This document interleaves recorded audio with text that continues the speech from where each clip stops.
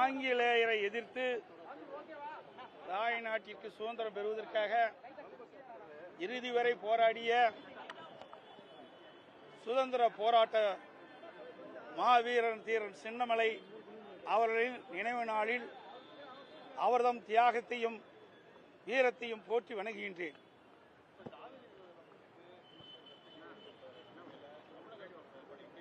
நான் பல முறை அறிக்கை விட்டுட்டேன்.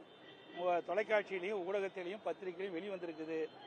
ஆனால் இந்த அரசாங்கம் காவிரி நதிநீர் பிரச்சனை பெறுவதற்கு என்ன நடவடிக்கை எடுக்கிறார் என்று எதுவுமே தெரியல. இன்றைக்கு தமிழகத்தில் இருக்கின்ற அனைத்து இந்திய அண்ணா திராவிட முன்னேற்ற கழகத்திலிருந்து பல அரசியல் கட்சி தலைவர்கள் காவிரி நதிநீர் பிரச்சனை மற்றும் மேகதாது அணை கட்டுவது குறித்து கர்நாடக அரசு எழுப்புகின்ற பிரச்சனைக்கு தமிழ்நாட்டுடைய நிலைமையை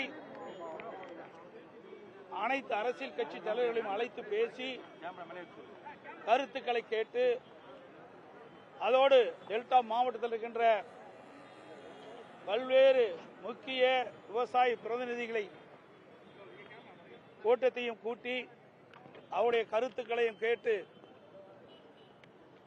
அதற்கு பிறகு மூத்த சட்ட வல்லுநரோடு ஆலோசித்து காவிரி நதிநீர் பிரச்சனைக்கும் மேகதாது பிரச்சனைக்கும் ஒரு தீர்வு காண வேண்டும் என்று அனைத்து இந்திய அண்ணா திராவிட முன்னேற்ற கழகத்தின் சார்பாக ஏற்கனவே நான் ஊடகத்திலையும் பத்திரிகையின் வாயிலாக அறிக்கை வெளியிட்டேன். ஊடகத்தின் வாயிலாக பேட்டி கொடுத்தேன். அதேபோல தமிழ்நாட்டுக்கின்ற அரசியல் கட்சி தலைவர்கள் பெரும்பாலானோர் அனைத்து கட்சி கூட்டத்தை கூட்ட வேண்டும் என்று வலியுறுத்தினார்கள்.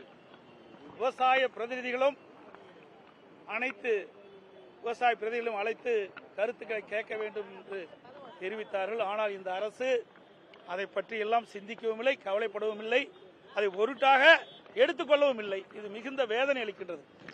இதற்கு முன்பு இருந்த அனைத்து இந்திய அண்ணா திராவிட முன்னேற்ற கழக ஆட்சியிலும் சரி, திராவிட முன்னேற்ற கழக ஆட்சியாக இருந்தாலும் சரி, காவிரி நதிநீர் பிரச்சனையோ மேகதாது பிரச்சனையோ வருகின்ற பொழுது அனைத்து கட்சி தலைவர்களை கூட்டத்தை கூட்டி விவசாய சங்க பிரதிநிதிகளுடைய கூட்டத்தை கூட்டி அவருடைய கருத்துக்களை கேட்டு சட்ட வல்லுநர் மூலமாக சட்ட ரீதியாக உச்சநீதிமன்றத்தில் சந்தித்து இன்றைக்கு காவிரி நதிநீர் பிரச்சனைக்கு ஒரு நிரந்தர தீர்வை அனைத்து இந்திய அண்ணா திராவிட முன்னேற்ற கழக ஆட்சியிலே நாங்கள் தீர்ப்பை பெற்றோம்.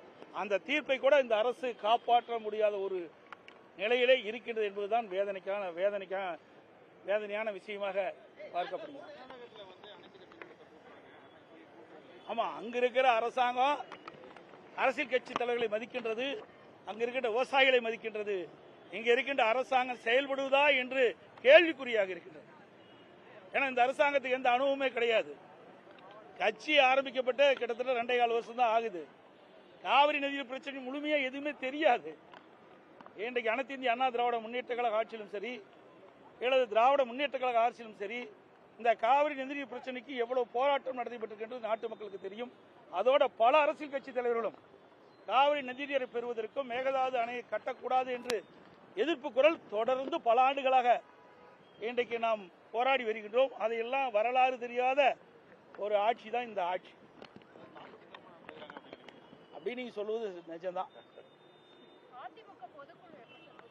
கூட்டப்படும். இப்போ ஏற்கனவே அனைத்து மாவட்ட அமைப்பு நீதியாக உள்ள அனைத்து மாவட்ட நிர்வாகிகளும் அழைத்து அதிலே தலைமை கலைஞர்கள் வந்திருக்கிறாங்க, பொதுக்குழு உறுப்பினர்கள் கலந்துக்கிட்டாங்க. எல்லாமே அவருடைய கருத்துக்களை எல்லாம் கேட்டுக்கிறோம். சட்டமன்ற கூட்டத்தொடர் முடிந்தவுடன் ஒவ்வொரு முதலிலே செயற்குழு கூட்டப்படும், பிறகு பொதுக்குழு கூட்டப்படும். நான் ஏற்கனவே சொல்லிட்டேன், இந்த அரசு கையிலாகாத அரசு. நமக்கு கிடைக்க வேண்டிய வாய்ப்பு இழந்துட்டோம். ஒரு நல்ல உயர்தர மருத்துவ சிகிச்சை கிடைக்கக்கூடிய தமிழகத்திற்கு அந்த வாய்ப்பு நழுவி போய்விட்டது இந்த ஆட்சியால். அனைத்து ஊடகங்களுக்கும் நன்றி.